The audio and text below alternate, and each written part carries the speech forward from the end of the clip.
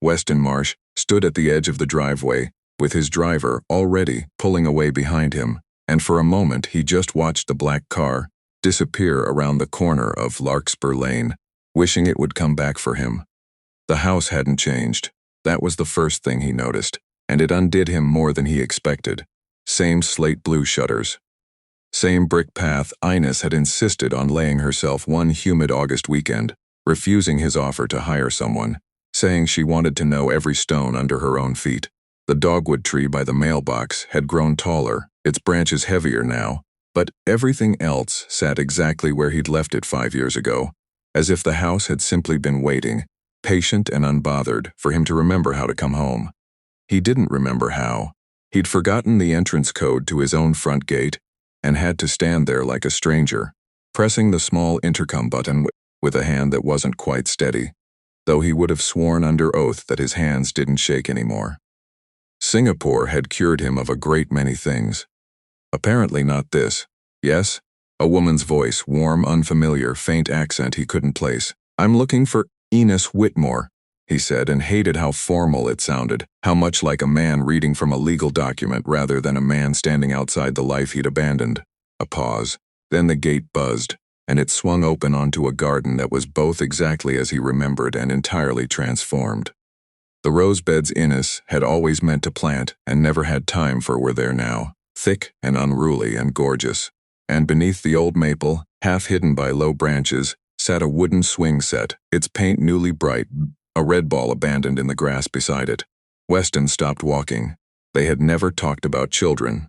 Not really. It had always been someday, always after the next funding round, the next expansion, the next crisis that would surely be the last crisis.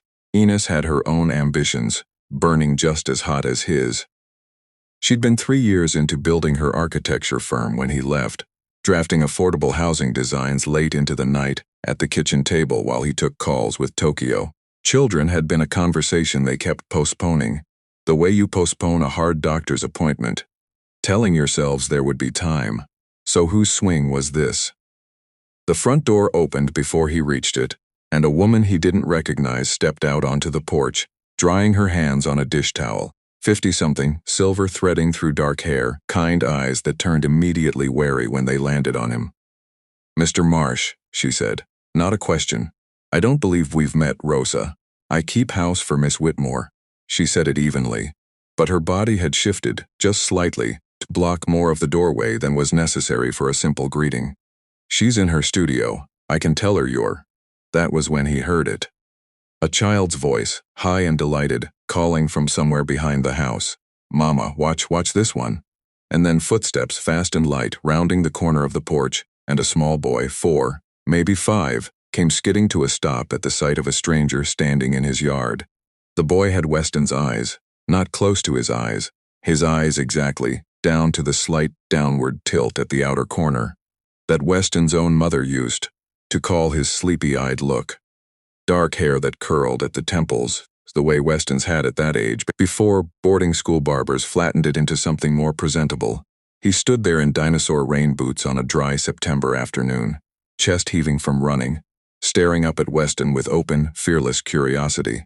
"Who are you?" the boy asked. Weston could not, for several long seconds, remember how to make words. "Milo." Ines's voice from the studio doorway now, sharp with an alarm she was visibly trying to smooth into calm for her son's benefit. "Milo, baby, come here." The boy, Milo, didn't move right away. He was still looking up at Weston, with an expression that had nothing to do with fear and everything to do with the frank, uncomplicated assessment. Children give strangers before the world teaches them to be careful. "You look like the guy in the picture in Mama's desk," he said. Ines crossed the yard in 4 quick strides and put her hand on her son's shoulder, turning him gently but firmly toward the house. "Go find Rosa. She's got a snack for you inside, but, Milo." Something in her tone made the boy go.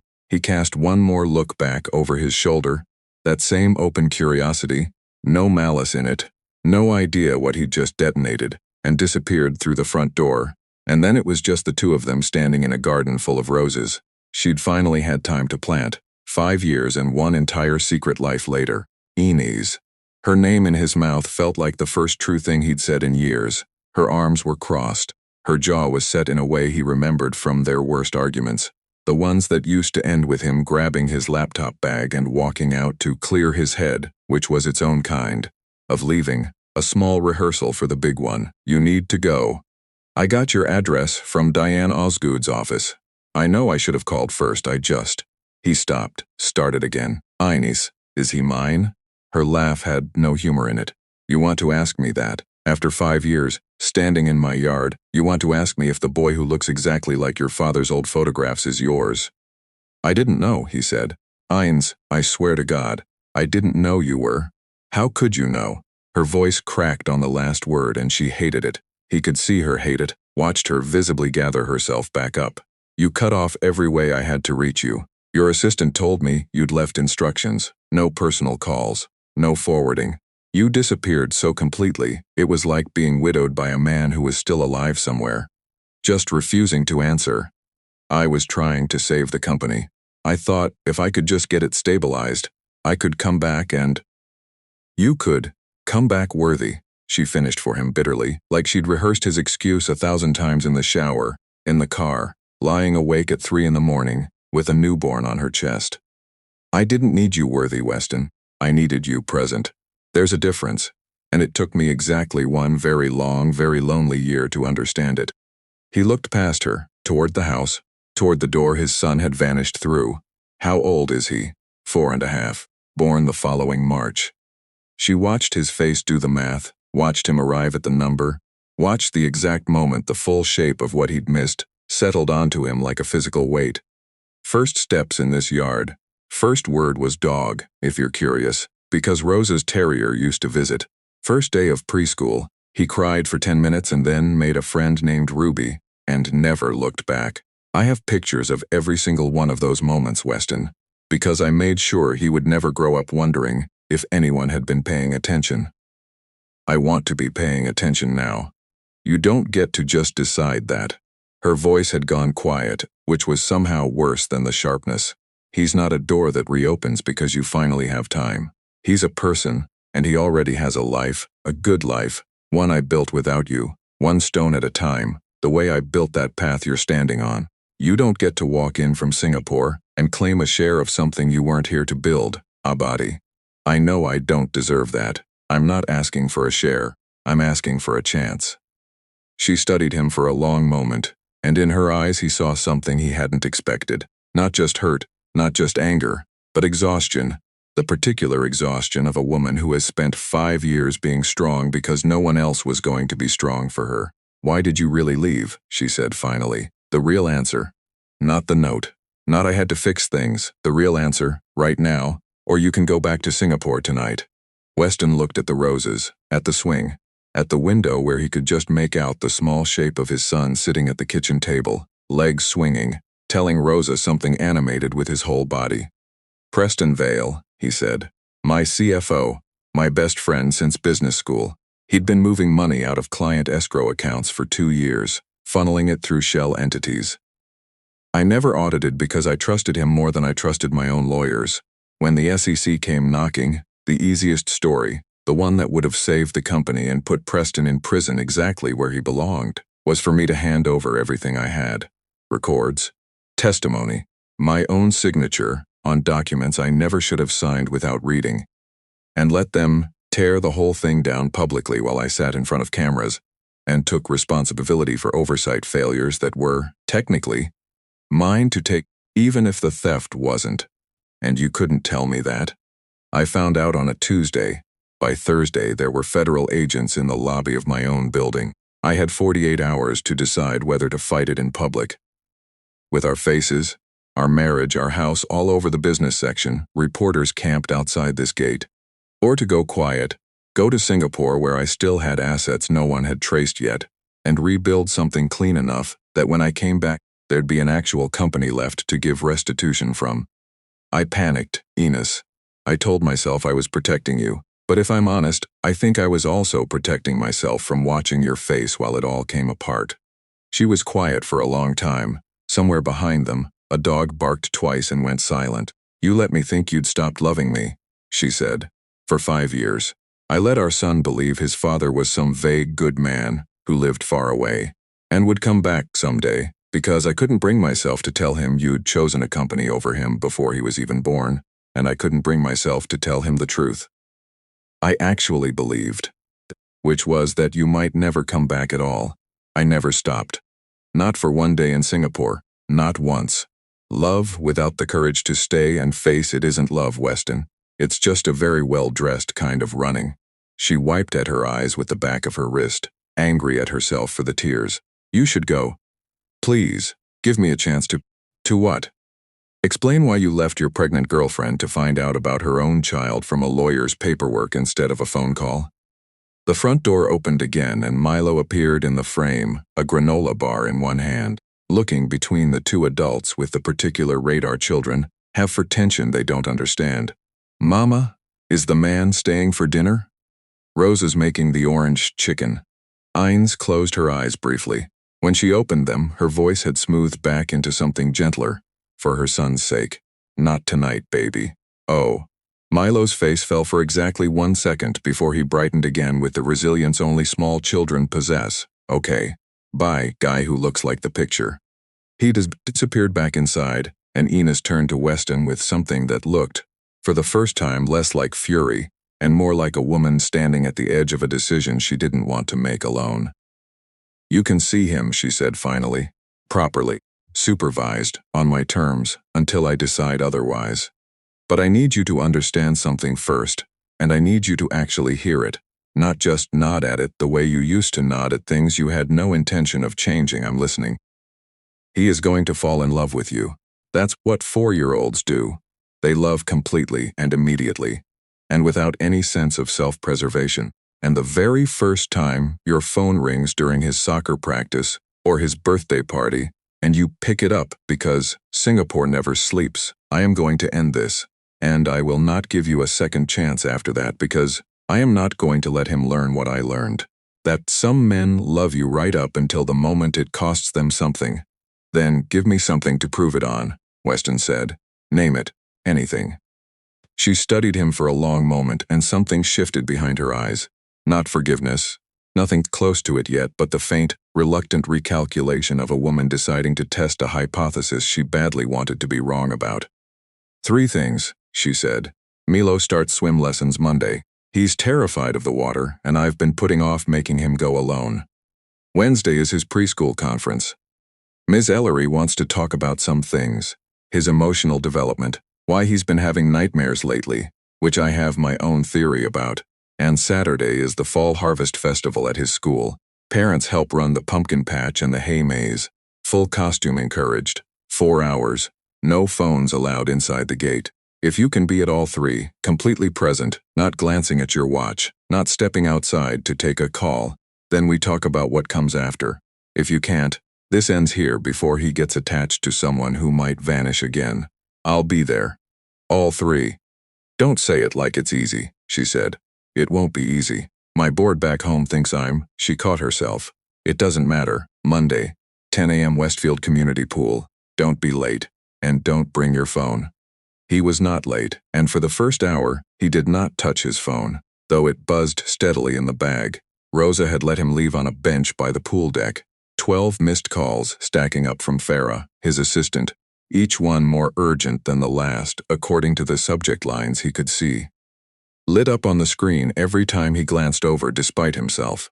Milo stood at the shallow end in swim trunks printed with sharks, gripping Ines's hand so hard his knuckles had gone pale, staring at water that came up no higher than Weston's own waist as though it were the open ocean. I don't want to, Milo whispered. You don't have to do anything scary today, Ines said, crouching to his eye level, her voice pitched into the specific gentle register. Weston hadn't heard her use in 5 years and felt something crack open in his chest at hearing again. We're just going to say hello to the water. Maybe I could show you first. Weston offered, kneeling on Milo's other side. I used to be scared of the water too, when I was your age. Milo eyed him with deep suspicion. You're a grown-up. Grown-ups aren't scared of anything. That's not true at all, Weston said. I'm scared of plenty of things. I'm a little scared right now, actually. That got Milo's attention. Of what? Of you deciding you don't want me here. Of your mother being right about me. of 5 more years passing and you being 9 and still calling me the guy who looks like the picture. Of doing this wrong, he said instead. I've never taught anyone to swim before. Something about the honesty of that seemed to satisfy Milo more than any reassurance would have. He allowed himself to be walked, one reluctant step at a time, down into water that reached his knees, then his thighs, one small hand locked around Enos's fingers and the other, eventually, tentatively, closing around Weston's. "You won't let me sink," Milo said. It wasn't quite a question. Not for 1 second, Weston said, and meant it more completely than he had meant almost anything in 5 years of boardrooms and settlement negotiations and sworn depositions. His phone kept buzzing on the bench. Through the pool's glass wall he could see other parents, glancing at their screens between splashes, the ordinary background static of divided attention. He didn't look at his again, until the lesson ended 40 minutes later. Milo, triumphantly float-kicking across 3 feet of open water, with a foam board under his arms, shrieking with a joy so pure it embarrassed Weston to realize he was crying a little, right there on the pool deck, and didn't care who saw. 9 missed calls from Farah. Then, as he watched, a 10th came through, and this time, he answered, "Mr. Marsh, thank God. Preston Vale's lawyers filed a countersuit an hour ago. They're alleging you had knowledge of the transfers going back further than you disclosed. The board is in emergency session right now, and Yuki says, if you're not on a call within the hour, they're going to vote on removing you as chairman before the market opens in Singapore. Send them my regrets," Weston said. A pause. "I'm sorry. Tell the board I'm unavailable until this evening. Tell Yuki to hold the line. We have the transfer records. We have 3 years of documentation, proving I flagged Preston's accounts to compliance twice and got overruled by him personally. We are not settling out of panic. They want you on a plane tonight." "I'm not getting on a plane tonight." He watched Milo, wrapped in a towel now, recounting his swimming triumph to a bored lifeguard with the enthusiasm of a man describing a war he'd personally won. "I'll call in 3 hours. Not before," he hung up. Ince, toweling off Milo's hair a few feet away, had gone very still, watching him with an expression he couldn't quite read. "That sounded important," she said carefully. "It was. And you just told them no." "I told them 3 hours. He sat down on the pool deck, still dripping, and looked at her directly. "Ines, I'm not going to pretend the company doesn't need me. It does. But it's needed me every single day for 5 years. And I let that need swallow everything else I had, and I am not doing that again. Not with him. Not with you, if you'll ever let me back into that category at all." She didn't answer right away. Milo climbed into Weston's lap, still damp and smelling of chlorine, and announced, without any prompting, "I want ice cream." "I was very brave." "You were," Weston agreed and looked up at Ines over their son's head, and for just a moment, something in her face softened into the shape of the woman he remembered loving before either of them had learned how badly 2 good people could still hurt each other.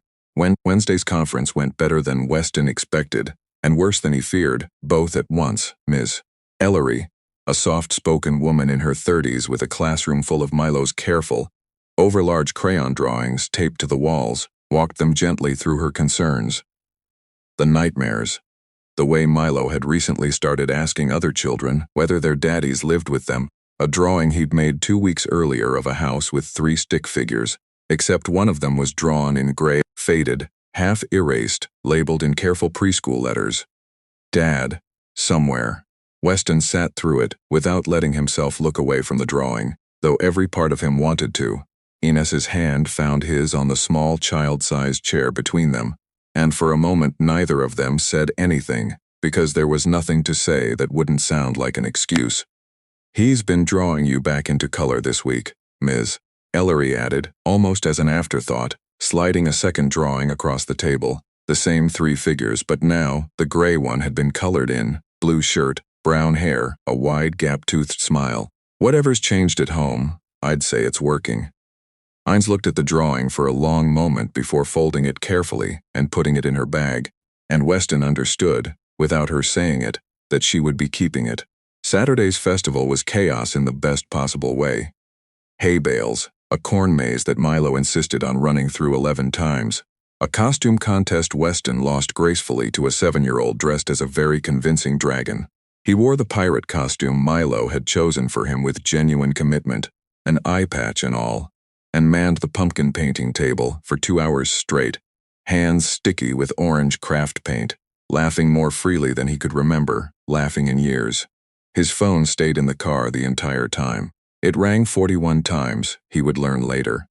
He didn't check it until he was driving home that evening, Milo asleep in the back seat of Ines' car where he'd insisted on riding with his dad for once, and by then Farah had left a single text that made his stomach drop. Board voted. You're out as CEO effective immediately. They're installing an interim chair. Call me.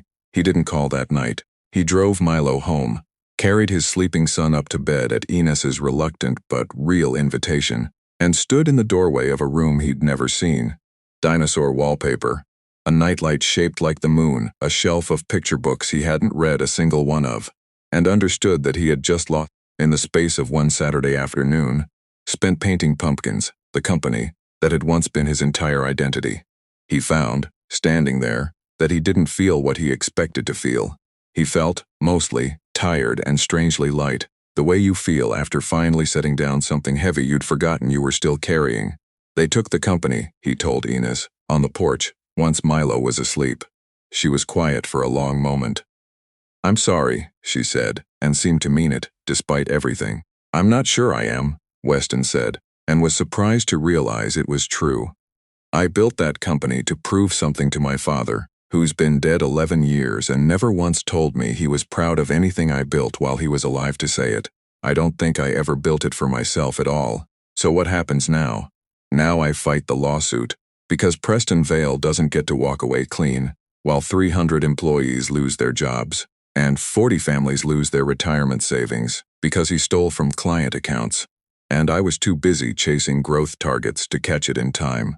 And when it's done, whatever's left, and there's still something left, Ines, Singapore built me a second fortune even if I've just lost the first company. I'm going to make sure every single person who got hurt by this gets made whole, every family. However long it takes, that's a lot of money. It's less than what it cost me to miss the first 4.5 years of my son's life, he said. I have that math memorized now. I'm not going to make the same trade twice. It took 18 months to settle the lawsuit, restructure what remained of the company under new leadership with Weston, retained only as a non-operating board advisor, a title that would have humiliated him 5 years earlier and now felt, most like relief, and begin the slow work of restitution to the 41 families whose retirement accounts Preston Vale had gutted. Weston did not rebuild an empire. He built, instead, something smaller and stranger, and entirely his own. A modest consulting practice that let him work 3 days a week from a converted garage office behind the house on Larkspur Lane, which he had by then moved back into, first as a guest in the spare room, and then, eventually, as something closer to what he used to be. Ines' architecture firm had grown in his absence into something genuinely important. Sustainable, affordable housing developments across 3 counties, a specialty in integrating childcare and elder care into residential design, so that working parents didn't have to choose between careers and their children, the way she once nearly had to. When the last of the restitution payments finally cleared, 18 months and 11 days after the Harvest Festival, Weston used what remained of his settlement to fund the first phase of a project Ines had been sketching for years, but never had the capital to build.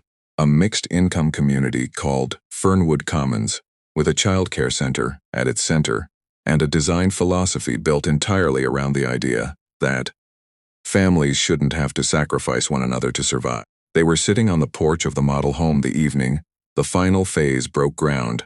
Milo, 6 now, missing a front tooth, deeply invested in a scooter he'd learned to ride without training wheels, chasing a neighbor's daughter, Ruby, across the still unfinished lawn while her mother, Yvonne, watched from the next porch over, with the particular exhausted gratitude of a woman who had, 6 months earlier, been about to lose her apartment before Fernwood's income-based units opened up. Any regrets? Ines asked, watching the boys. Because there was another one now, 10 months old, asleep against Weston's chest in a carrier. He'd initially found ridiculous and now refused to take off, chase each other into the dusk. Weston looked at the house he no longer owned outright, at the company he no longer ran, at the modest, ordinary, extraordinary life that had replaced everything he used to think mattered. "Just one," he said. "What's that?" That it took losing everything to figure out what was actually worth keeping. Inez leaned her head against his shoulder, careful not to wake the baby, and out on the lawn Milo's laughter carried clear across the evening air, unafraid, unguarded, certain. In the way only a child who has never once doubted his father would show up can be certain that tomorrow his dad would be there too.